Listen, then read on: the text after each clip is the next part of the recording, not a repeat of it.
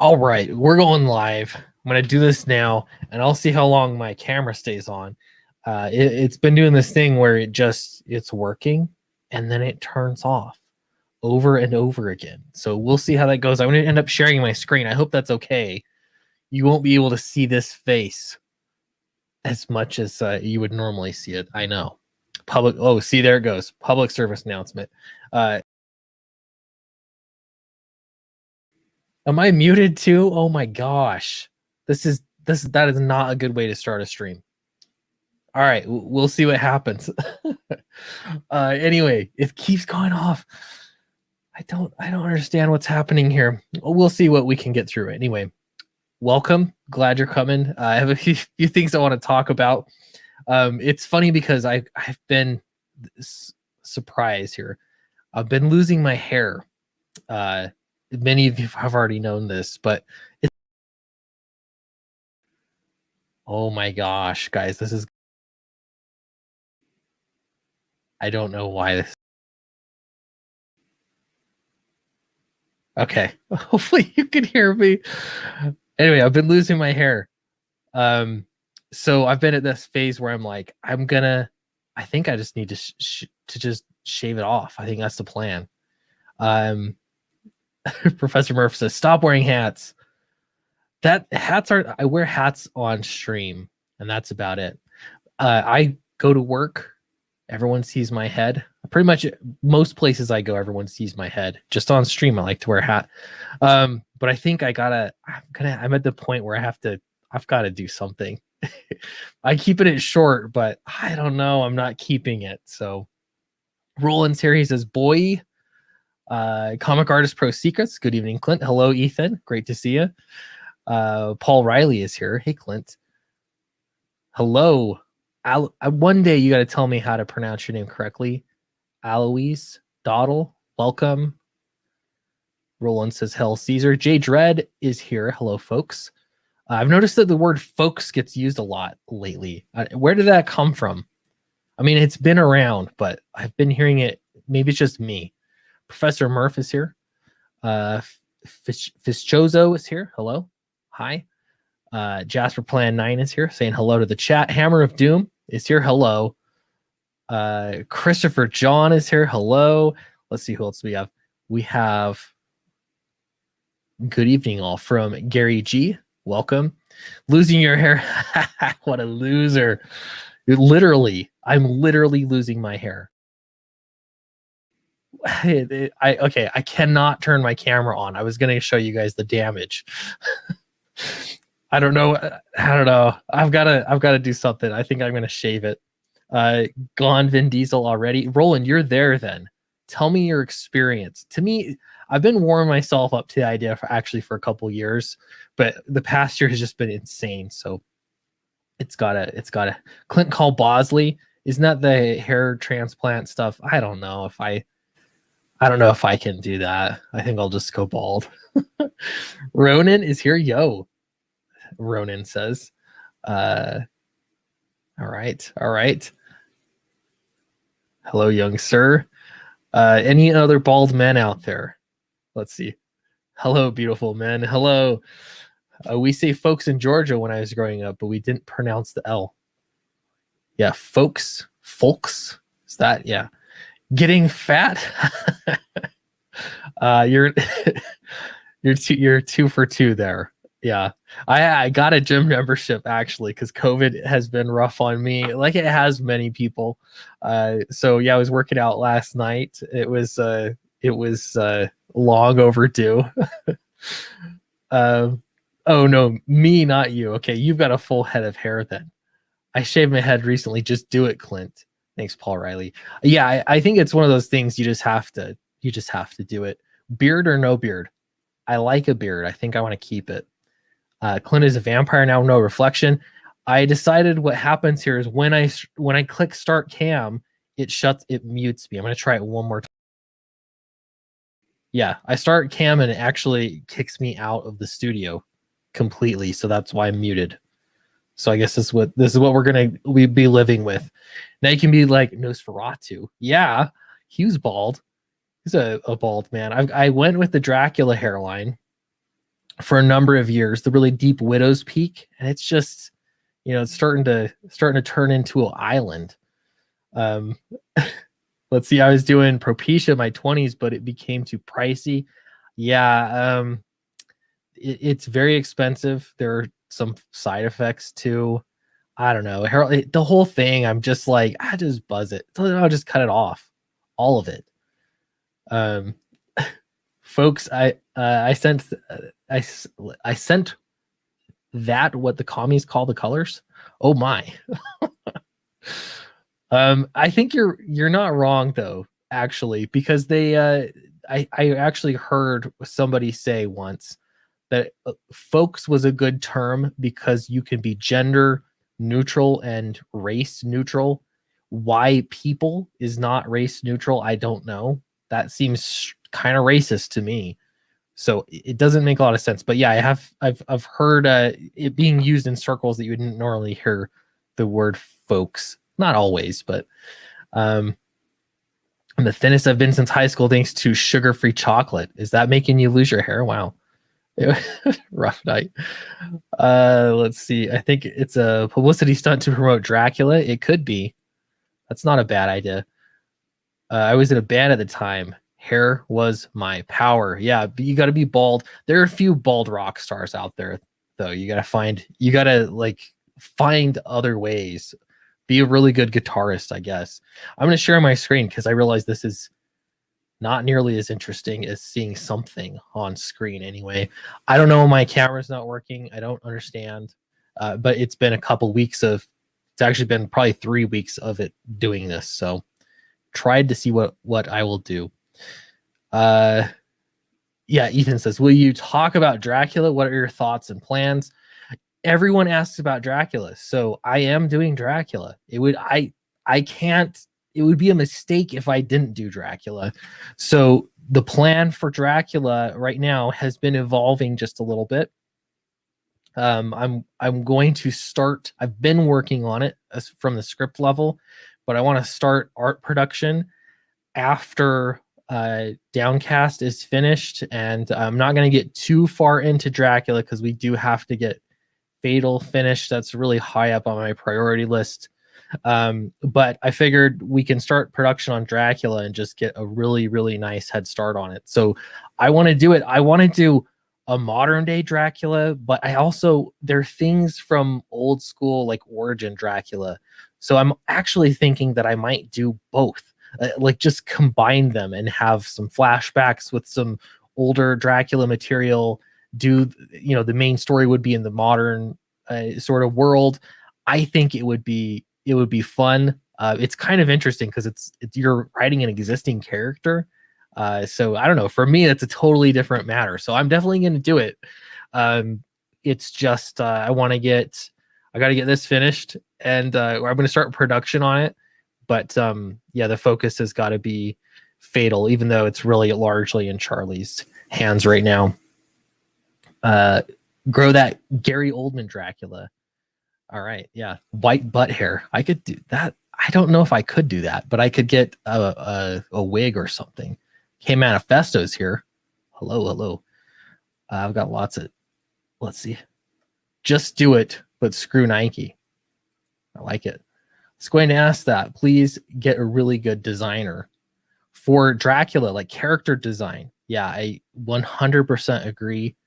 I've talked to an artist about it already. I've actually talked to a couple artists about it. Yeah, I think it could be really cool. Someone who isn't borrowing from other versions of Dracula that we've seen. I agree. Yeah, what I want to do is make it my Dracula. It's not going to be a retelling of Dracula, nothing like that. I want to do something unique, because if it's going to be Clint Stoker's Dracula, it's got to be Clint Stoker's Dracula, So yeah, I totally agree there. I want to do. He's gonna kind of be, to me, like a modern day analogy could be like a Epstein character. I know, sounds weird and creepy, but if you start thinking about it, there's actually a lot of material there. Someone that is wealthy, but also out of the public eye for the most part. People know who he is, but they're not. He's not like celebrity status. it's that celebrities and rich people know who he is. He has a lot of power, but he's up to something dark. So that is sort of just tingling on what my vision is for Dracula. But again, I've got a lot of production to go over. So yeah, me too, Dracula. It's an excellent starting point. I once I made that connection, to me that opened things up. George Soros, again, fantastic. Like, to me, that's the exact kind of person, someone with a lot of power, and at the same time they're out of the spotlight.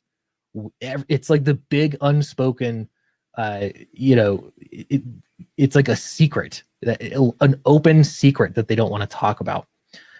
So yeah, I think it could be awesome. So I've been working on it. I actually hired an editor as well already. I've been trying to learn about the whole process with editors. I haven't worked in mainstream comics, and so I'm a little hungry for the process and learning. And so I hired an editor to I don't know, just start from the ground up with. And so I've been developing ideas right now. I've got an outline written out that I'm definitely changing because I keep getting more ideas, but it's absolutely coming.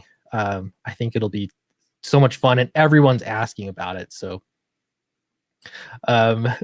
Richard says, no, I was kidding.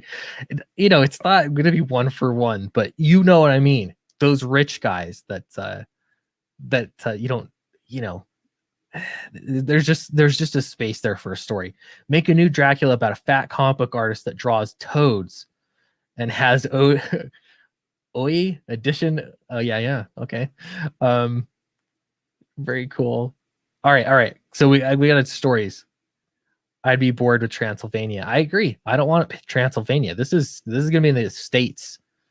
This will be in the United States, maybe with some flashbacks to Transylvania, but for the most part, the story takes place in the States, and I have a lot of ideas. I'm not going to share yet because they could change, but I have a plot. I've got the catalyst that's going to start the whole story off. It should be fun. All right, so we do have I have got a story to talk about tonight. It could be fun to go over. First, though, Downcast. This is, we post the link here.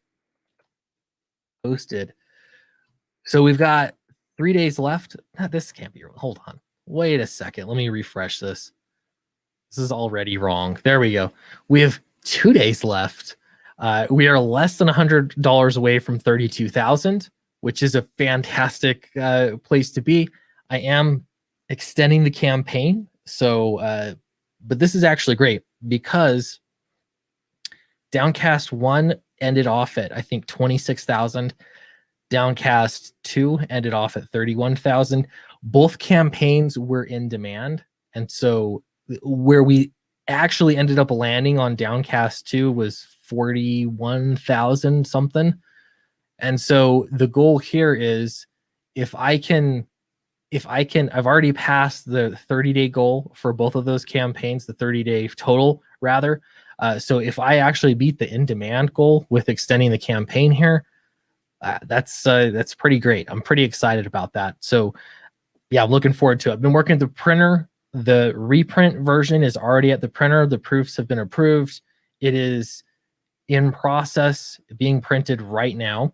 Well, I don't know if it's actually being printed right now, but it's in queue to be printed. So I'm just waiting on them. Downcast 3 is mostly lettered. We're going over some changes. There's always a lot of changes to go over with lettering, and I think of it as sort of the polishing phase. You got to make sure everything's correct. And when you see it sometimes in those word balloons, you realize this, when you see those characters saying it, there's just little things we got to tweak. So we're working through that with Eric. He's doing a fantastic job. So yeah, he's got basically first round of letters finished, and we're going through and editing those. So yeah, I'm looking forward to it. The goal is to get that sent off to the printer. I mean, very soon. I would imagine we could get proofs started probably within a week. We'll see how it goes. I don't want to promise too much too fast, but it's pretty great when the book's already finished. So we're just at the lettering phase. So very cool. Yeah, and Arrogant Ape says, do you smell it? Monstro. Yeah. and that smell is a component of it. Ethan says, "You'll do it. I'll help as much as I can. Clint, you deserve this." Thank you, Ethan. I appreciate it. I saw, like I said, I was working out last night. I went to bed. I was exhausted. And then I checked your stream in the morning and I saw you were talking about my campaign. So I appreciate that. I did absolutely see a boost from it. So thank you. Leah's writer. Yeah. It's okay. So we got to talk about Leah Williams here. And it's more of the controversy that sort of popped up from it. And I don't know. It's funny. So while we're doing this, we're gonna look at Downcast 3. If you haven't backed it yet, it's a great time to do so. This is sort of a midway point. Yes, it's at the end of the campaign, but I am extending it, so don't fear. But it's a good reminder to back the campaign if you haven't yet.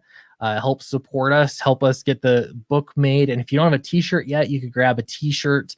All for Owen is another good option. If you're a new reader, this is the way to go. The new readers reprint has a reprint version with 1 and 2 in it, and then it has Downcast 3. So you have everything here, and that's a lot of story content. And you can add on basically any of these other things to make the tier exactly how you want it to be. Any of them could be a new readers tier. So check that out for sure. I'm going to post that link one more time. And a couple other things we're going to look at as well. Rammer number 1, Charles Santino reached out to me. I get a lot of people reaching out to me, especially when I have a campaign that's live. And that's cool. A lot of great campaigns out there. I don't always have time to promote everybody, especially because I'm promoting my own stuff. And I also have a full-time job. Not complaining, but I wanted to take this opportunity to promote 2 other campaigns. One here is Rammer number 1. Looks pretty cool when you go through it. He is a professional comic book creator. He's been around, and yeah, he's into the crowdfunding scene now, and so it actually looks pretty cool.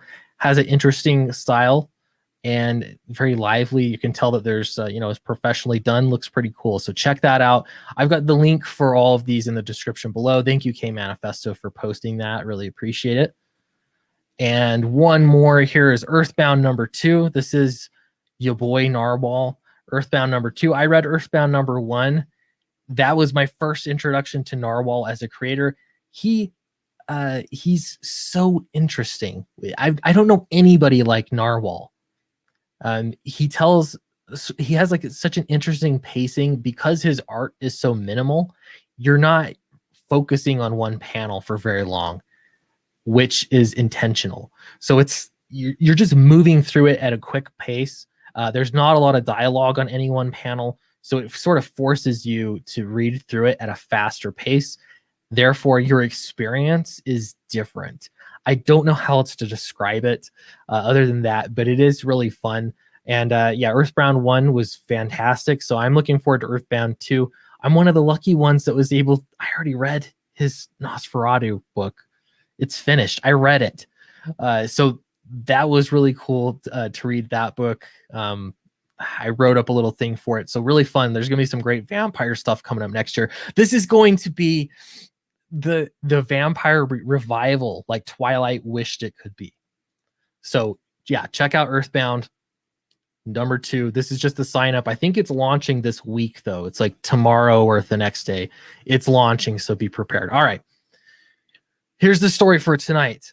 What would get somebody that has a rainbow flag posted for their name on Twitter, substituting their name? More important than their personal identity is their identity, holding the rainbow flag. That's the most important thing here. What would get them to say, I'm going to slaughter Leah Williams after X Factor comes out tomorrow? Holy smokes. Why on earth? What would make them so upset at Leah Williams, who has been, as far as I can tell, the darling of many SJW in the comic book industry? What on earth could have happened? Well, let's I haven't read the issue. It hasn't come out yet. Yeah, we don't know what's happening here. But apparently there have been spoilers that have come out, and it's not making things look good. I don't know. Does that have anything to do with sales? I don't know. No, it has nothing to do with that. It has everything to do with Pride Month is intended to be a month where it's just pure virtue signaling. That's the way that we like it. Just virtue signaling. Everyone is a good guy. Everything is perfect. What's that song from the Lego movie? Everything is awesome. That's what it's supposed to be.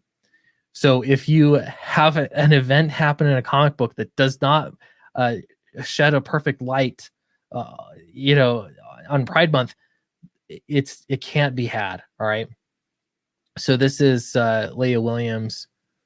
There's a lot going on here. Okay, hold on. I gotta actually start here. Without breaking the embargo, please read X Factor tomorrow with discretion. It contains themes of racial and sexual violence, and it takes place all very quickly. This includes visual representations, one in particular that was very disturbing, at least for me. Holy smokes. Apparently, there's an off-panel, I don't even know if I can say the R word, but I think you know what I mean. There's an off-panel assault that happens within the pages. Could this be raising awareness for LGBTQ plus issues? I don't know. Could it be an ill-timed, like a terrible joke? Who knows? It doesn't matter. Yeah, that's the word. I'm worried about YouTube taking me down, but I don't know what I can say there. Grapes. There could be grapes. That's what. Thank you. That's what we're gonna go with. So there could be some of that in the book, and it's making a lot of people very upset. I was set to review the issue for tomorrow, but have decided not to, as after talking with a few folks, there it is again, folks. Thank you to everyone for that. I was agreed that it was not my place to talk with authority about racialized sexual violence, but I did want to put this warning out. So I got to stop there for a minute. Okay. Whose place is it to, if you can't, like, let's say that you wanted entertainment, or you think that entertainment could talk about those difficult subjects. Again, I don't know if this is like a joke, like just really poorly written, very likely could be. But do you have to be a certain kind of person to be able to have that discussion, or should nobody have that discussion? That's my question. I'm not going to lie. It doesn't sound like a interesting reading to me. I'm not interested in reading it. But this is where you start to see leftist ideology crumble under its own weight. This happens all of the time.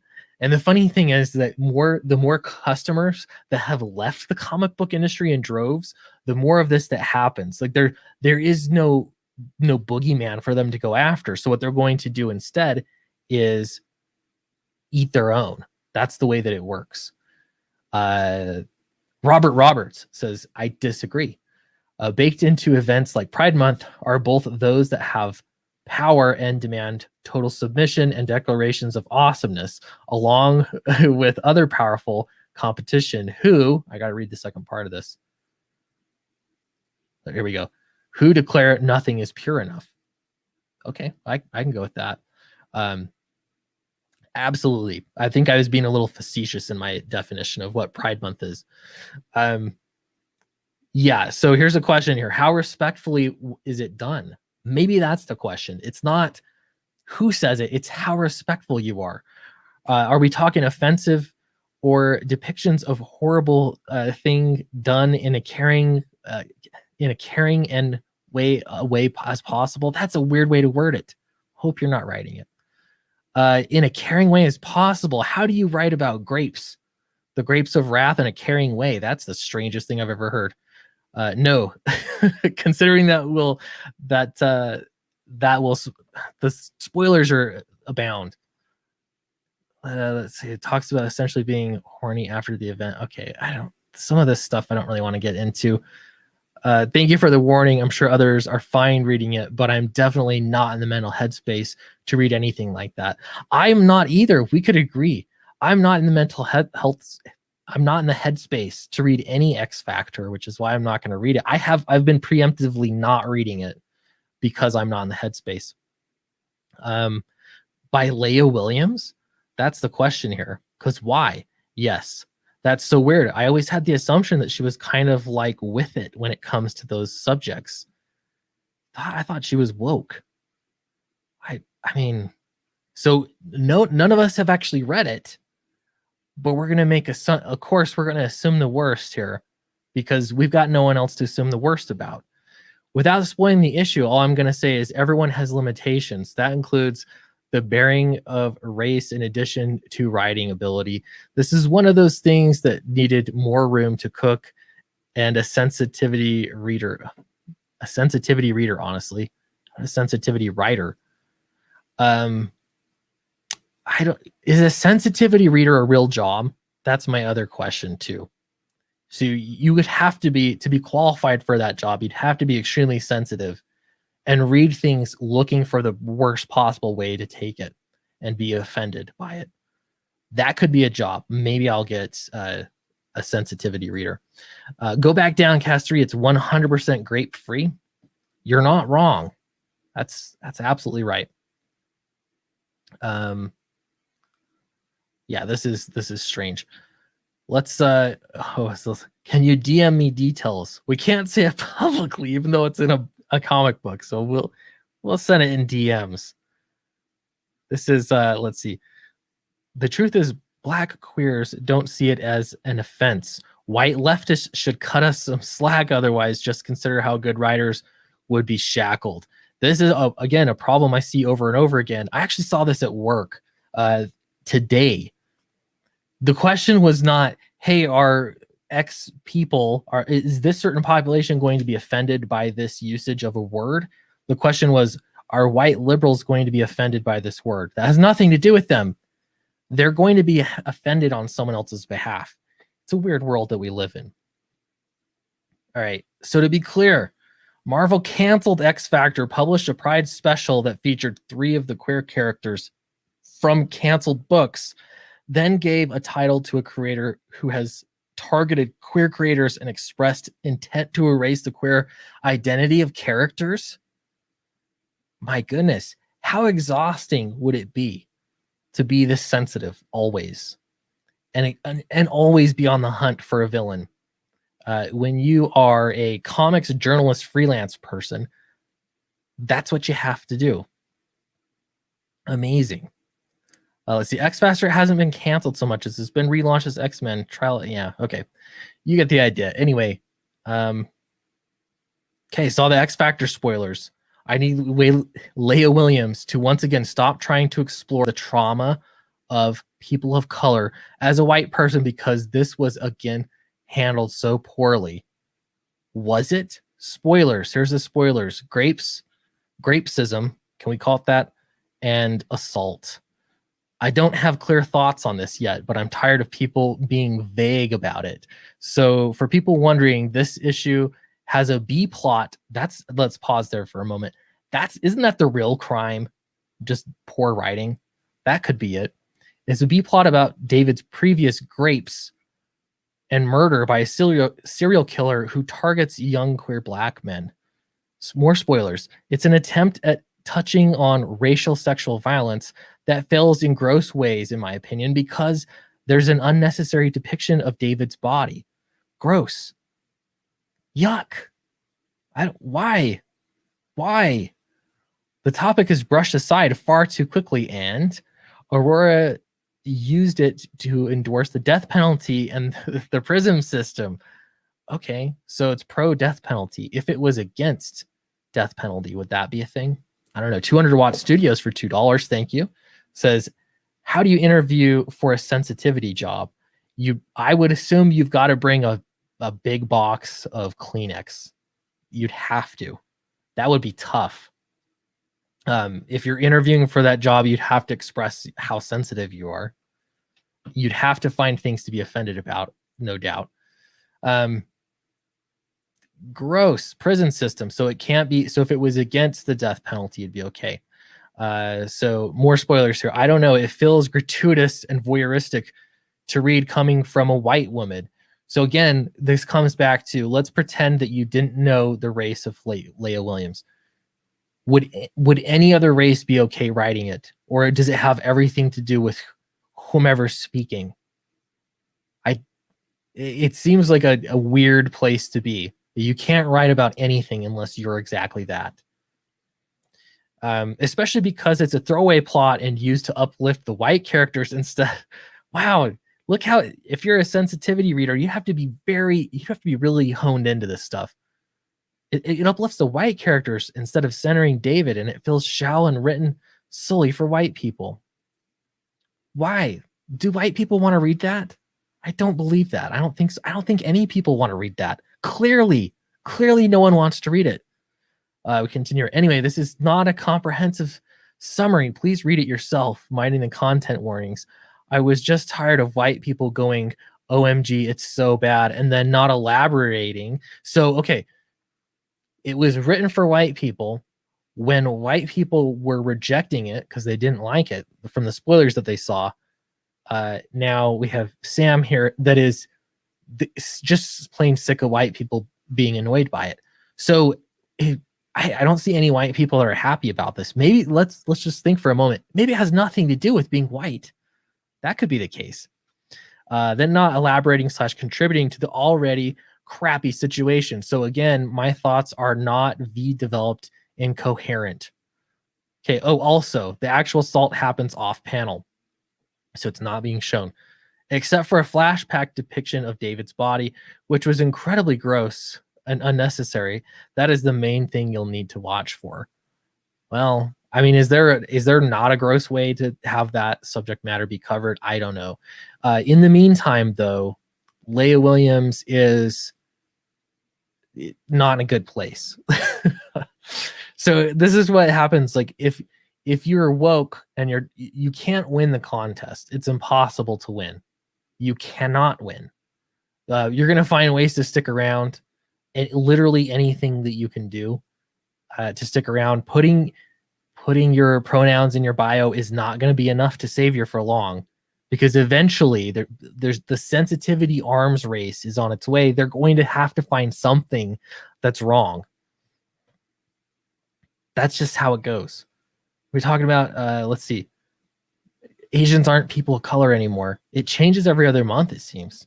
I'm a Christian conservative, but Chinese and female. I guess they cancel each other out and I don't exist. They don't know what to do with you. I love the discussion that's, I can't even keep on with this. Kleenex, it's for the tears you're going to shed, Robert. I don't think you could get that sensitive. I don't know. Let's see. So you guys are going to need to shout. You're going to need to shower later. Probably. Right now I feel like I've had enough. Totally. Yeah, this is it's just weird. It's not so much the content of the story. Again, I checked out of Marvel Comics a long time ago. So they're welcome to do what they're going to do. I really don't care. It doesn't affect, the only way it affects me is that people are leaving Marvel and they're still looking for comics to read. And so I'm happy about that, because they're going to come to indie comics. They're going to read my stuff. That makes me happy. But in the meantime, it's like they can't see what they're doing here. You cannot win this race. What this is going to do is it's going to scare you into saying anything that hasn't already been said. So what you can do is more of the general stuff that we've seen in Pride Month, which is just virtue signaling. You're going to make comics that are going to recite all of the approved dialogue that everybody has been saying for years now. That's all you can do. What is the point of being a writer then? If you just have to word, you just have to put the little words in the balloons. The letter is doing that, for crying out loud. What is your job? You're putting a plot together so characters can recite everything that's been pre-approved and recycle every single thing. You can't do anything unique. You know, when man, I think back to like comics like Green Lantern, Green Arrow, or is it Green Arrow, Green Lantern? They got together, right? And that was a big sort of commentary on racism, right? At the time, it was saying something in a totally different way that probably hasn't been said, or at least not in that way, right? Everybody's trying to do the same thing now. They want the glory of saying something special and unique and woke. That's what they want to do. But They can't. They're roped into a box. There's a circle drawn around them. So how are you really truly being creative, or how are you adding anything to the discussion? Because this is what's going to happen. So the question is, what's going to happen to Leah Williams? I would bet that there's going to be an apology for this. All it takes are some mad people on Twitter, and there'll be an apology, at the least. Yeah, Chris has got it. You can never be woke enough. It's true.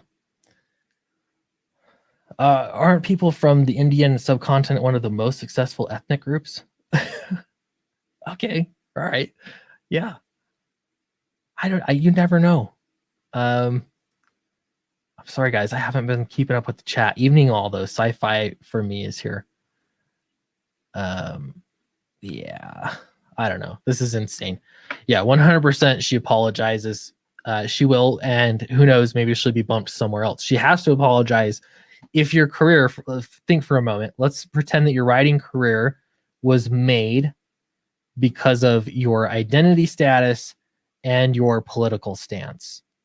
If you do anything to offend that really fragile situation, what's the point of having you there? They can find there's dozens of people standing in line with the same kind of credentials that would love those opportunities. So, clearly they're gonna go find somebody else. This is why getting hired or making your identity or your politics first and foremost in your career is just a terrible idea. Terrible. Here we go. Writers should learn from better writers. Never apologize. It just makes you look weak and shows a strong lack of conviction. Yeah, so there are a few different criticisms in here. If one of the criticisms was that she did a terrible job writing this, it was just really poorly written. I mean, clearly, rip that apart. The content, that's not above criticism for sure. But if you're trying to do something that is my guess here is that Leah Williams was trying to write something that would shock people. She was trying to write something that was outside of the circle, the prescribed okay things to say. And she was trying to push the woke narrative in a direction that she thought was more progressive. That's not going to get you very far. It really is sort of an orthodoxy of, this is the acceptable way. I don't know. I have no idea who pushes it along, but it's clearly not Leah Williams. Not keeping up with the chat. I can go to Bancroft's stream if I want to be ignored, sir. Oh yeah, that's a a low blow, or is it high praise? I'm not sure.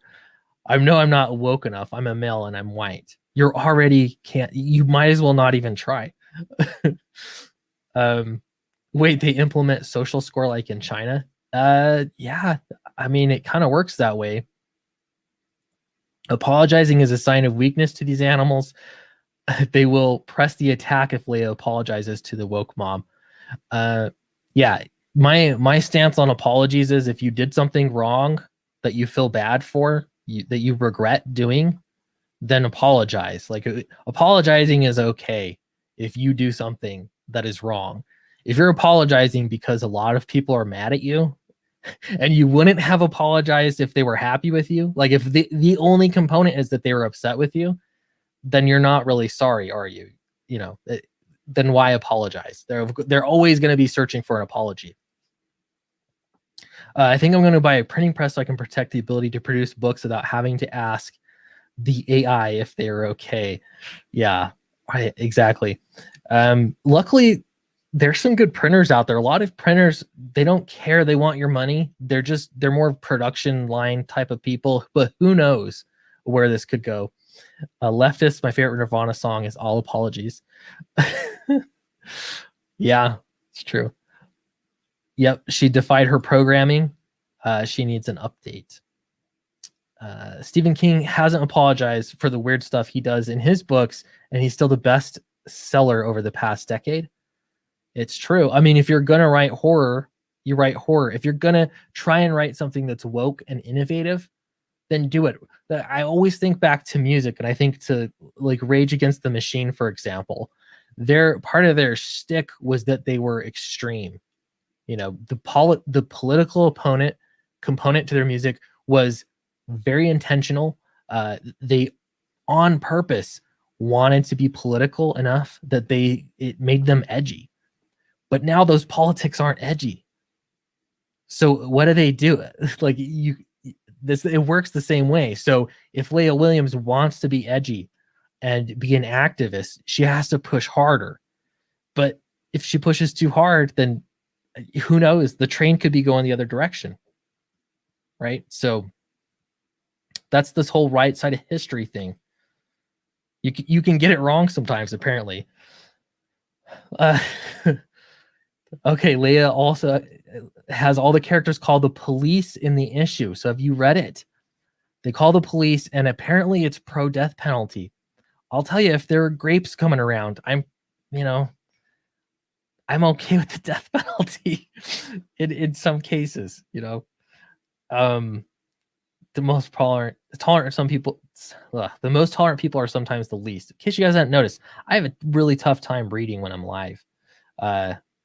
Absolutely.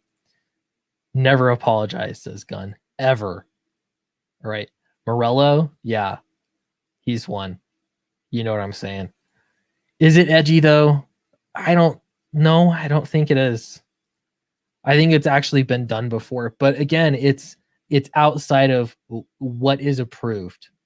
So it's not safe enough, which is funny because if you were really going to be an activist writer, and and your whole shtick was that you're progressive, you should be progressing your politics forward, not just staying in the safe area, coloring within the lines. All right. Well, yeah, this is anyway, that's what we're looking at. Speaking of no grapes, grape free, Downcast 3 is live on Indiegogo right now. We only have a couple days left of the first 30 days. I'm actually really happy with where we have been so far for a Downcast campaign. This is pretty good. The way that I think about this is okay, so when I first got into Comicsgate and I started looking around, one of the big themes that I noticed is that, hey, there are all these creators that broke into comics by first creating their own thing. They had this IP that existed in the 90s for the most part, right? And then they worked in the industry, they came back and they had their thing that they created, their IP to fall back on, that they're going to work on again, and that people remember. I always thought toward the beginning that was such an important component. People knew about Cyberfrog. I didn't know about Cyberfrog. But now I do. And there's, the whole history of everything that's been created. And so the way that I look at this is Downcast is sort of my 90s Cyberfrog, if that makes sense. This is me learning the ropes of making comics. This is me improving, not just me, but Nacho. This is Eric. You see him. I mean, clearly he's working on a ton of things, but you can see over the course of these books, all of us being developed as comic book creators. And it's just fantastic to have built this with you all. So I'm really happy that you guys supported it so far, but I'd love to see how far we can push this, especially because, again, I'm going to take profits from this. I'm going to make sure to pay myself this time. That's been an important part. And then I want to use this extra profit to invest into Dracula to start to get the ball rolling so things don't take quite as long. And I think that'll be important. Roland says more like your Hellboy. Yeah, exactly. Same thing, like your own, creating something that's your own thing that you own. And it's where I can do a lot of learning, Very cool. Nick Rose is here as well. Yeah, so check out Downcast 3. I want to take you through a couple of these things as well. Just in case, no, there are no grapes. This is grape free. There might be some apples in it. Who knows? But we got a few different products here. I'm going to show you. We got the book, got the variant cover. Right now, let's look at the race here. 93 ordered of cover B and 93 ordered of cover A. So this is Eric Weathers' cover. This is Matt Weldon's cover. They're literally in a tie. They're exactly in a tie. So this, at the beginning, we were talking about this becoming a bit of a competition. And it really is turning out to be one. So I love seeing this when the books are so close in sales numbers. That means they're good covers. They work well together because it's not totally blown out of the water that people are going one way. So that's the main book. You have All for Owen. I'll show you the bigger cover. We did a new cover for this. This is a novel that I wrote and published back in, well, I published it in 2011. And really fun book. Again, this was earlier in my writing career, but if you want to see, one of the stepping stones that I went on to get here, this is a good way to go. It's about a couple of boys, well, a group of boys that live in a little community. This is a post-apocalyptic story, and they're urged by this character here. They're these characters that sort of dress up and appear in old-timey clothing from different periods of time. It's sort of like a new medieval time period. And this plague doctor guy shows up and essentially has some demands for them in order to, keep their little community safe. So it's very much like a travel kind of story, coming of age story. And I don't know, a lot of fun. It's definitely a book intended for boys. I'm sure, women could enjoy it as well. But I feel like there need to be more books for boys. So that's what this is. So that's All for Owen. And we have, let's see what else. Trading card set, getting this printed right now. Your name in the book, ships first, book plate. I would like to do, honestly, if we hit 40,000, what I would like to do is make a standee.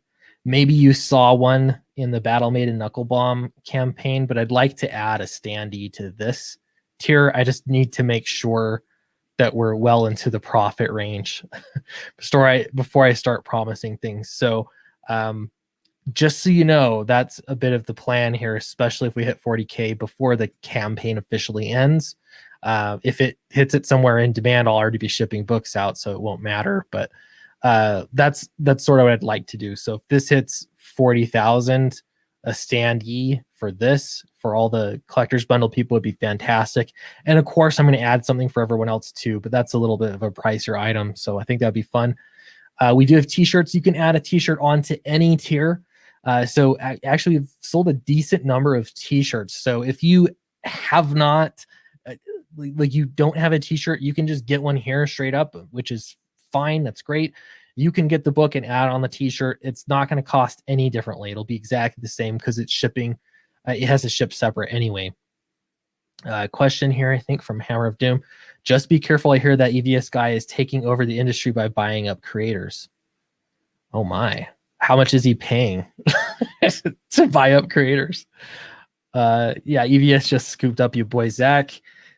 Yeah, man. I mean, that's cool. I don't know what all of that entails, but Downcast is being published through Alterna as single issues. So yeah, we do have a publisher. Actually, I'm glad you wrote a book for the boys. There's too few, if you ask me. Totally agree. Yeah, and again, anyone can. Harry Potter was written for boys, and my wife is the biggest Harry Potter fan I've ever met. It's like Stand By Me. Yeah, but with plague doctors. Yeah, I guess you could say that. Let's see. Clint doesn't need to worry. I'll work for Clint. All right. Let's see. Sweet Comics will soon be an imprint of all caps. Very interesting. Very interesting. Good night, all. Hey, good night, AL. Appreciate you being here. Yeah, hit the like button as well. All right. I think I'm caught up on chat. Apologies if I've been missing people. All right. So that's a t-shirt. We're going to get a logo on it as well. I still haven't figured out exactly how we're going to do that because I'm looking at pricing. But don't worry, it'll say Downcast on it. That's the plan. It might be on the front here because it'll actually save money, or it might be on the sleeve. It might cost a little bit more, but it kind of depends. I just want to see how many t-shirts we're actually going to sell so that we can get sort of the volume discount. So yeah, you get the book and All for Owen. This is sort of like the book and the ash can, except this is a full-on novel. It's almost 300 pages long. It's like 280 something pages long. So that's a good way to go if you just want a lot of reading content. If you're a new reader, just add on the reprint. It's Downcast 1+2 reprint, and you can add that on to anything. Both covers, it's another option. Here's the reprint cover. This is actually a wraparound cover. I haven't been promoting it a ton because it's a reprint. I guess it's not really the main event, but we've already sold, 107 on the front end. We've sold several on the back end. So it's great to see new readers coming in. Or, my wife asked me about this. There could just be completists that want to get every new book printing that I'm putting out. So that's also an option too. It is going to be a different book. It's going to be very lean though. It's just the story. There's I think going to be the alternate covers in it. There's going to be alternate covers in it. And that's about it. Then it's just story. So it's 120 pages in total. And the majority of that is story content. The sketch cover, this is actually a comic book, the alternative version, Downcast #1. I will sketch on it. I sketched this one, so that's a good example of what I can sketch for you. And then we do have the original cover still available for $1,000 if somebody wants this on their wall. If you don't, for me, it's a win-win situation. If somebody backs this for $1,000, that helps out the campaign in a fantastic way. And if nobody backs it, then I'm going to hang it on my wall, and that's pretty great too. It's a really good looking cover. So yep, just some of the images down here. And yeah, I think I'll make that standee an official stretch goal, but I do want to add something for all the backers as well. It always feels bad to just add a stretch goal for one single tier. But at the same time, I realized that, anybody paying $75 to help support the campaign, I like doing that. So let's see. C-Money said, Clint, you could have won your own art contest with that cover. I could have. Matt Weldon would have won it. It's true. Yeah. Alternate is tight. Let's see. Maybe have the logo on the sleeve, a badge on the sleeve. Yeah, I could do that. It wouldn't be a embroidered thing. It would be screen printed, but I could absolutely do that. It's just a matter of cost. I've been finding out that t-shirts are actually kind of expensive to print. So the profit margins are kind of slim, but I want to make it work out. And I didn't want to go cheap and get Teespring shirts because they just really aren't that great of quality. I just don't like it. Anyway, so check out Downcast 3 Submerged on Indiegogo. I'm going to post the link here one more time. And yeah, things are moving along. It's great making comics. I've really been enjoying it. One last thing I want to mention too is that one of the big goals for me personally for this campaign was to rethink it, that I'm not trying to quit my full-time job. And I've been doing that for like 3 years now, almost 3 years. My mindset has been, I want to quit my job and make comics full-time. That's very, very difficult to do, especially with a tiny YouTube channel like that I have. So I've sort of reframed my thinking, and I thought, I'm making comics part-time. I love making comics. The fact that it's a side gig for me is great, but I want to see if I can do it and have a nice, healthier work-life balance. So that's what I've been doing. I've been exercising, which I hadn't been doing before. I've been spending more time with my kids, which is something I shamefully have not been doing enough of before. And, I've been really happy with the balance that I've struck here. And some of that is just streaming a little bit less, making more regular videos, which has been great. Doing a stream like this where it's just, out of the blue. I don't have to schedule it with anybody. I'll just do it. It has been fantastic. So I'm pretty happy with the way that I've run this campaign on a personal level. But the question is it sustainable? So that's sort of what I'm looking at here. So one of those is to make sure that I get paid as well. I have a lot of fantastic people that work on my books, and that's great. But I'm always reinvesting, which is, I think, important. But I'm kind of at that stage where I'm like, I need to make sure I get paid too. That makes the wife happy as well.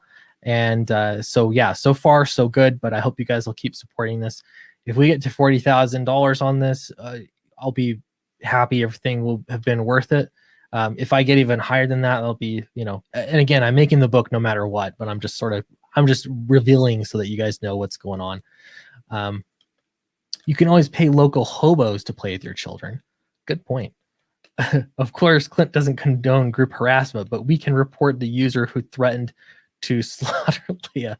Isn't that the weirdest thing? How can they get away with that? Yeah. Nico says, sweet ass, you can do it if you move to a cheaper area like South America. You're not wrong. I don't even think I have to move far. Housing prices around here have really been going up in a terrible way, but I could move to Idaho. I don't know. I could move to Idaho. I could live next door to Jason Brubaker up there. He does it full time. Potentially. I don't know. Screaming less is a sci-fi for me. Yeah, you know me. Yeah. What else do we have here? Let's see. GPaz says, how much would a campaign have to consistently make you to do? Sorry, I got it. How much would a campaign have to make in order for me to do comics full time? It depends on the cost. That's the question. So that's a bit of a moving target. One of the problem comes in with if I'm splitting everything with an artist and paying an artist a page rate. That's a tall hill to climb. Honestly, I'm not entirely sure. I think that I could do it if I got probably $60,000 on a campaign twice a year. If I did that twice a year, I think I could do it. It wouldn't be a fantastic living. Again, it is expensive to produce comics, but I think based off of what I've been doing, I think that I could make that work, honestly. But yeah, that would be cutting it a little close. So I would almost like to see other ways to supplement my income in comics. I keep thinking, man, Eric has a pretty interesting deal because he's lettering comics. He's also doing campaigns. So he has something that he can do every day that results in a paycheck. Whereas sort of what I'm doing is you build up to a campaign, you launch a campaign, you're in the red until you're not. You're in the black and you have some profit, but then you have to use that profit to make sure that you can keep the thing going. And so it ends up being how much can I take off the top to pay myself without totally stopping the machine. So I don't know. I haven't figured it out yet. It's tough. The other way to go is like if you could really do a campaign. If I could do a campaign that I could draw myself and I didn't have to pay an artist, it was just me paying myself, I could make much less. But yeah, if I did one like that and I made 100K on a campaign, I would quit my job. But realistically, I just don't see that happening because I'd have to draw it my own and make it be worth 100K, which again, that's just not realistic, at least not now. No state income tax in Texas. I've heard a lot of great things about Texas. Yeah, Texas. Idaho is full. Go to Wyoming. Are you from Idaho, Del? Yeah, I like Utah. My thing with Utah really is just that my family is here. Most of my family is here. So that's kind of what it comes down to. So I don't know. The other route would be pay off your house completely. I have no other debt. That was part of this too. I've paid off all my debt except for my house. So if I had my house paid off, it would change a lot of things. Cecil Daycare, more frightening than Dracula. Yeah, 65K for a condo. Yeah, and remember these campaigns. You are not taking most of the money that you raise goes to producing a book. So it's pretty expensive, or it can be for sure. So the higher you get though on a campaign, the more profit percentage there is. So you get to this area where you're making some good profit. Yeah, honestly, even if I did an 80K campaign and it was like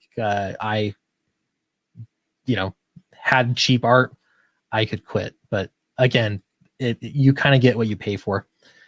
So because you're artist from South America, he must be swimming in money. I don't know about that. I think he's doing okay. He's doing all sorts of things, but yeah, he's also a young guy. He doesn't have kids, responsibilities like that. So I'm not sure what his situation is, but I know he's doing it full time. Just do what EVS does and keep your artists in the basement. Oh wait, that's a good point. Yeah, if the other thing too is the YouTube component. If I could get really good at YouTube, the truth is I've been doing this for long enough that you kind of, I don't know, I would have to drastically change. I actually had a discussion with Tug, that umbrella guy. This was almost a year ago, and he gave me a lot of advice and feedback on my YouTube channel. And one of his things was, you need to stop talking about comics. But if you want to be successful at YouTube, this is such a small little niche market. You gotta look at something else and talk to a wider audience of people if you want to build up your YouTube channel. And I totally get what he's saying. At the same time, I keep coming back to the point that the reason I want to do this is so I can make comics. So what I don't know, if for some reason I got fired tomorrow, if I didn't have a full-time job, I think I'd make a real go at starting maybe a second YouTube channel, or really just like, hey, I'm going to be talking about this whole other subject, and try to make a big push on YouTube that way. Clearly it works for a lot of people, but I haven't really found a formula that's will get me 100K plus subscribers. So do you have skills in editing? You mean book editing? Yeah, I think so. I think I could edit. I think that could be something I could do. I don't know if I could get enough work that it would I don't know. I'm not sure. But yeah, that had been a question. I wish I could color really well. I've taken a lot of classes over time on coloring. I understand coloring and what needs to be done, but having the skill and the experience enough to do it well, I don't know. I see a need for colorists, but again, that would take a pretty massive time commitment. I'm from Dallas. We would love to move back someday. Nice. In Dallas, Texas, I have a printer and distributor just down the road. That is nice. Let's see. I want to move out of California so bad. You're not the first one. Let's see. You don't realize how far the dollar goes down there. Yeah, I don't know, man. I'll have to look. What is the cost of living? I don't know. What's a country? Argentina. What's the cost of living in Argentina? I don't know. Texas was too hot for me. Yeah, I don't know if I'd like that. Clint, did you even read my previous comment or just glance at it? Did I highlight it? What do we have here? No, I was asking permission to flag that nut job. Oh, you can do what you want. What I don't want is people saying, hey, Sweetcast fired up a stream and targeted someone and targeted harassment or something like that. That's what I don't want. So I'm not going to tell you to do it, but follow your heart. I would say that. Follow the Google trends. Yes, that's exactly what Tug told me to do. Free Britney. Guys, I could be talking about Free Britney right now. If I did that, I would get a lot more attention. But yeah, you saw it with Tug and Yellow Flash. For me, it was clear once the Vic Mignogna thing went down. I made one video on the topic. It was on a slow news day, and I was desperate for anything to talk about. And so I pulled that up because I was like, anime. And I had the most views on that video that I did in a while, but I had nothing to contribute. I didn't know anything about anime. But Tug and Yellow Flash, both, they seized that opportunity. They did very well for themselves. Clearly, they've done really well. But yeah, that's definitely how you do it. But then at the same time, you're abandoning comics to do it. I don't know. This is my conflict. Hello there, Eric. The big comics channels are about classic collecting, no current day plots and reviews. Yep. Yeah. And I thought about you pull up old issues or whatever. That's probably not the easiest way to grow a channel, but long term, clearly it works for many people. Just break Twitter like we did this week. Did you break Twitter? I love Tug, but I stopped watching his channel when he stopped talking about comics. I could care less about Herd and Depp. Yeah, I agree. And I'm not going to lie, that's some of my reasoning. I just thought, I don't care. I have no passion to talk about those things. It's not interesting or fun to me. I get it builds a channel for sure, but so yeah, I mean, he's hitting an audience. He's hitting a massive audience, and in theory, you have a big audience like that, you can promote your book really well and get it out to more people. And like it would benefit your comics, you making comics, but at the same time, I don't know. I like talking about the comics industry personally. I get sick of it sometimes, but then I'll do funny videos, and then I'm interested in it again. I think you would do well at editing. Thank you. I could do it absolutely. I need more guidance from Eric. Yeah. Target me, Clint. Right. Everyone go to Eric Weathers, report him for lettering. I don't know. Follow Evis's programmer system.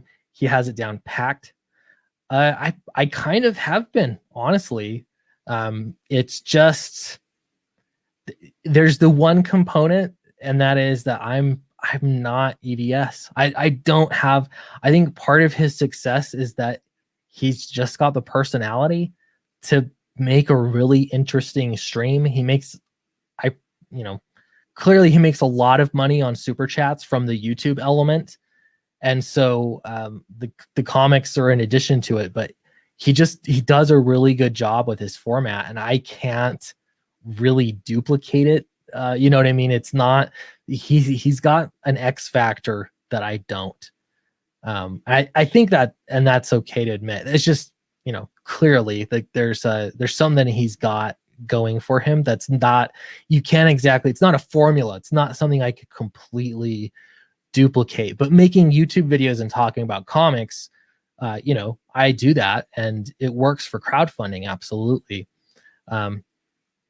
Let's see. So it costs $100 a month for rent, and that's also the minimum wage. Wow. That's Argentina? Well, now I'm convinced. That would change things. Yuck. I don't even know what that was about, but I agree. Sites on Eric, yeah. Let's see. I can't keep up with fast enough. Let's see. He has that draw quality. Yeah, I agree. Yep. He does. It's in his live streams. He's very good at it. So yeah, and it's not that it doesn't work. It's putting yourself out there, making videos, whether live streams or videos. You find what works to get out in front of the most people, and just be heard, so people can get to know you. They can trust you. You need some element of trust before people will back your campaign. It's not just a matter of advertising. It's a matter of, again, trust that they know you're going to be around. So it works for that, but he has the ability to do it like I can't even fathom, and it's just it's a skill. I don't know if it's a talent or a skill. I can't really break it down. Yeah, they're not gods. It's the wigs. That could be it. Hey, Peter's here. It's not 5 a.m. yet. Dish on them Mormons. Spill some tea. I don't know. Fresh Springs. Okay. All right. I'm keeping up. Cam's here. People are drawn to him. Normally, I get what you're saying. Yeah, totally. Yeah, you know what I mean. You can't buy toilet paper. We're talking about Argentina. You can't buy toilet paper because there is none to be had. You got to find other ways to do it, I suppose. You mean down pat? How do you say that? I'm sure I say everything wrong. EVS understands the hype game. Absolutely. It's because you don't talk enough about comics. It's just a few videos and they're about drama. Aren't you a writer? Let's talk inside comics, like how they work, storytelling, genres, favorites. That's a really great point. So I I have made several videos about comics. I actually went on this kick where I made a whole series about writing comics. There's a little bit of a negotiation that you have to do, and that is, what are people interested in? And so I can make videos on writing comics, on get into the art stuff. Absolutely, I can do that. People don't watch those videos. I mean, a few people do, but very few people. So, and I've got numbers and analytics for that. So I could do it. I'm in a sense, I'm sort of doing that now. Like, I know I would get more views if I talked about Free Britney, hashtag Free Britney, but I'm choosing not to. I'm choosing to go the route of that I can live with more. If I talked about writing comics as opposed to comics industry / drama sometimes, then I would be cutting out even more viewers. So it's just a question of how small do I want the audience to be in order for me to talk about what's, truly like the most passionate subject matter. But yeah, it's a good point. It's definitely a balance. Shiny paper. Evius is quite the showman. He could have killed it on the carnival circuit. Very cool. I could be your X Factor, Clint. You're good. Can you pay Nacho in toilet paper? Do they, if it's really in that much of a shortage? Yeah. More skits with Bancroft. I want it. Okay, I got to tell you guys, when I started doing the skits, that was the most fun I had in such a long time.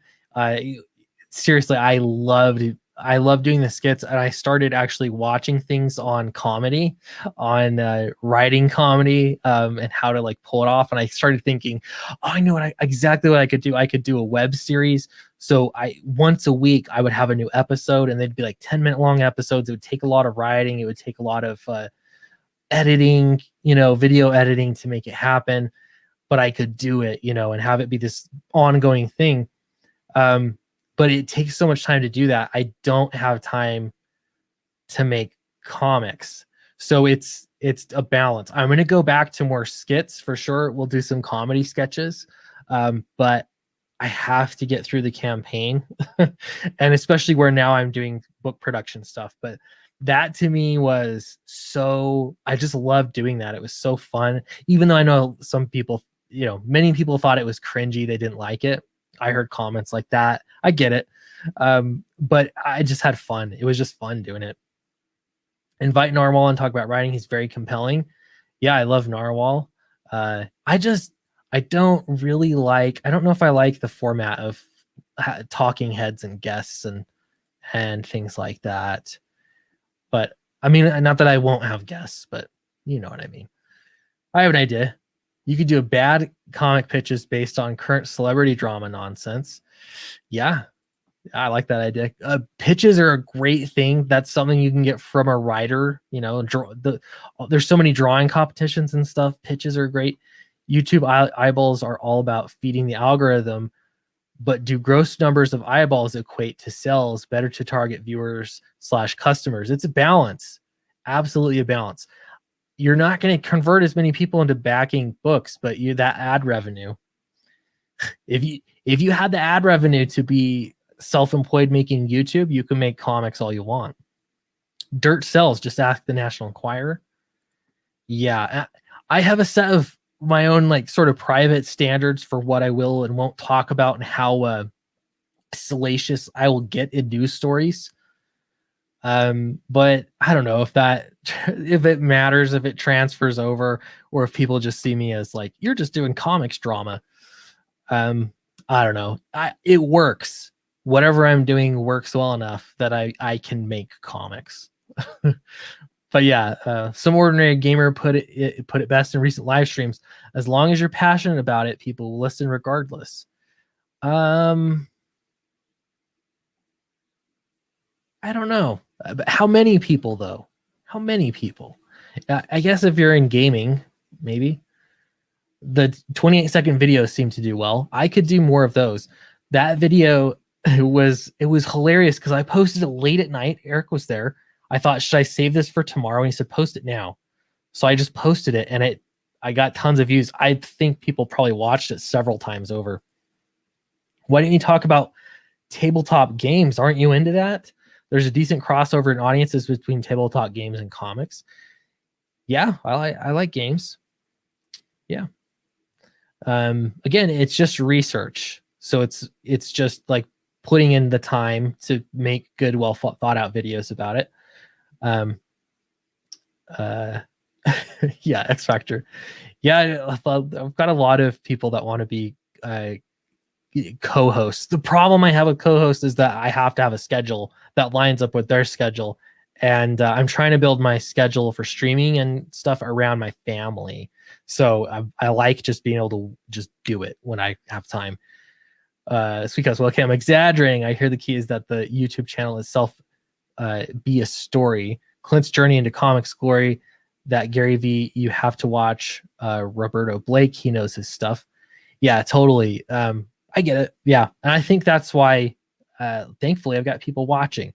Is no one streaming now? I had 80 people watching tonight. Upwards, we got 67 people here. I've swapped numbers.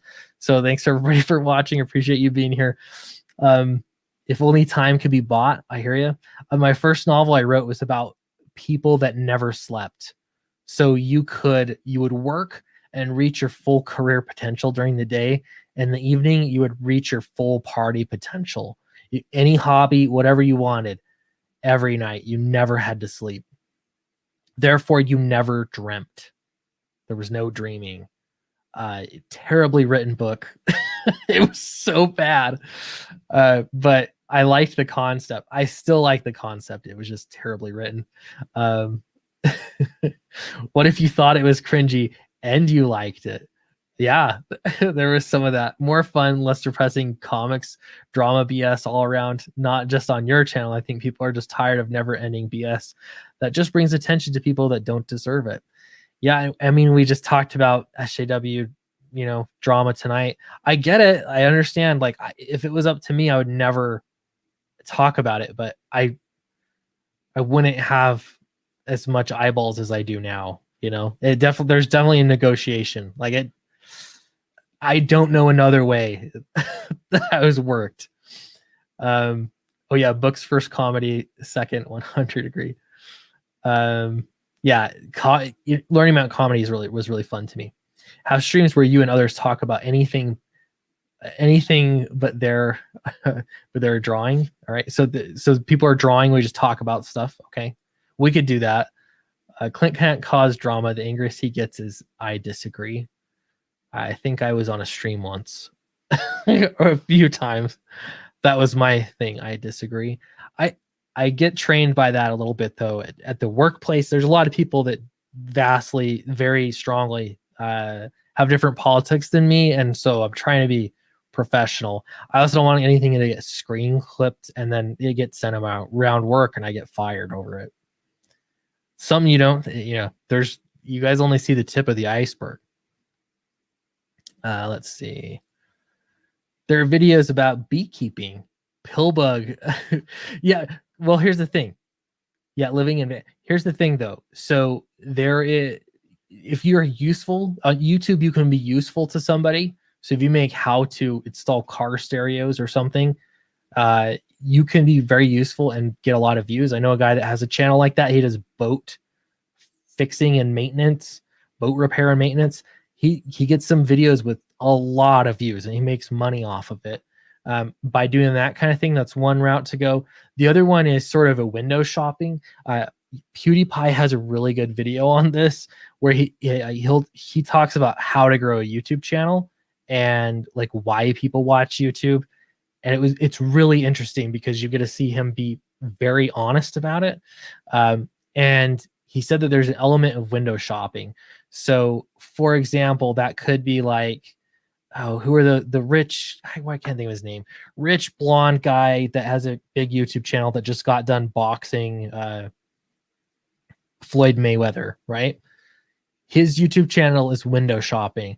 It's for people to see and sort of vicariously live through his experience. So like part of the goal there is to spend ridiculous amounts of money, look rich, have all the ladies, like whatever. You want to have that type of format where people can go and live vicariously through what you're doing, which explains the whole van life thing, living in a van. So yeah, there's a lot of things that work on YouTube, but the element is how making that work for comics, that you're continuing to get enough eyeballs on it. That like 100,000 subscribers is what I'm talking about here. YouTube has a different algorithm for shorts. I've noticed it's actually been getting better for short videos. I see them; they get recommended to me. I have got ideas. Wood turning videos. I don't do wood turning, but you ever get recommended those wood turning videos and you'll watch them? They have 6 million views on somebody turning wood. It's a 3-minute video. It's just something interesting for people to see. Does that sell comics though? I don't know. Let's see. Yeah, a lot of people are talking. Bancroft is streaming. 65. That's going okay with him streaming. Just that boring Bancroft guy. I'm so far behind. Yeah, lots of good stuff here. Maybe do some video of you painting like Bob Ross with a soothing voice. Yeah. Oh yeah. I've also thought if you started a rock band and you were anti-woke, like you were explicitly anti-woke and you did rock music, I think that you could do well. There's that rap. Tom McDonald does the rap. He went viral from that. You could do that. That would be cool. Black Rose Comics is streaming too. I'm just talking to the chat now. Hey, Clint, I'm going to revamp the comic YouTube channel scene in August. Just you wait. Can't wait to see what you do. Narwhal is a minimalist, then hits you with a frame or page that has more detail in it, and it emphasizes his point. He knows what he's doing. That's the thing with Narwhal, is it's not... you get the sense that nothing is a mistake, which is a really cool place. That's what floors me about his stuff, because it's generally minimalist. He's intentional about everything that he does, and I very much try to be intentional about every little thing. But I could definitely see, like, if you had a book that long, if you're being minimal with it, you can be very intentional. And he has a lot of control over the reader as far as pacing goes, what you're paying attention to, because of his style. So I think he's smart. Let's see. Too late for Sweetcast to wear a mask. Yeah. Jake Paul, that's that guy's name. One of the... Yeah. I don't think I've ever seen a YouTube video by them, but that's I watched a PewDiePie video on it, and that's I don't know, it made sense to me. I love it. You guys are talking together. Let's see. It's almost like people don't like being told what to do, say, or feel. Yeah. Would anybody be interested in a comics art / woodblock printmaking time-lapse video? Yeah. I've been interested in woodblock printing, like for a t-shirt or a print, on how to do that even. But yeah, if you make a video, I will watch it, share it. I want to see it. Anyway, thanks for coming to watch me tonight. Really appreciate it. It is actually fun for me to, like, I whip open a stream. I can do sort of a regular video and fumble through reading stuff live. I just get nervous. So I have a hard time reading in front of people. But I appreciate you guys sitting with me through that. It means a lot to me. Talking to you all is great, catching up. And posted the link to Downcast. If you haven't backed it yet, consider doing so. It's a great time to do it. I'd love to I'm curious over the next 2 days how this goes. This will be my first time having a Downcast campaign that I extend. Usually I ended at the 30 days, but I figured, why not? We're going to extend it a little bit and see how it goes. I'm going to extend it for 2 weeks rather than 3 additional weeks, because I am running low on funds, and I kind of need the money to continue production, making sure everyone gets paid. So we're going to go 2 more weeks. That'll be the plan. So thank you, Seed Money. Perfect note to go out on. Thanks, everybody. And I'll see you. I'm going to try and make a video. I'll see you tomorrow. Bye, everyone.